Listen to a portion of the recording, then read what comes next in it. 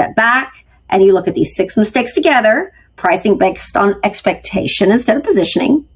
preparing too late, thinking like a homeowner instead of a buyer, underestimating the presentation and relying on timing instead of strategy, and then focusing only on price instead of the full deal, you begin to see that selling a home successfully is not about reacting to what happens once the home is listed. It's about making a series of intentional decisions before and during the process that all work together to support the outcome. And when those decisions are aligned, the process tends to feel much more controlled, much more predictable, and significantly less stressful. And that's really the goal, not just to sell, but to sell in a way that feels clear, intentional, and aligned with what you're trying to accomplish.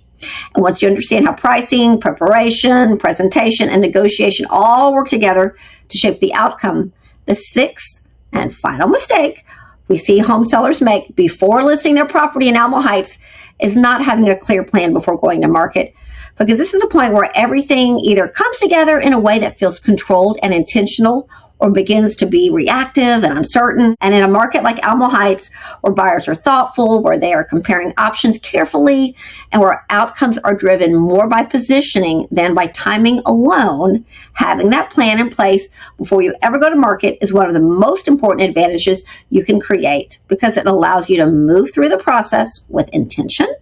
instead of reacting to each new development as it comes. It needs to address how the home will be prepared, what level of updates or simplification makes sense, how the home will be presented so that buyers can understand it quickly, how pricing will be approached based on positioning rather than expectation, how the home will be introduced to the market in a way that creates early engagement, and how decisions will be made once offers start coming in.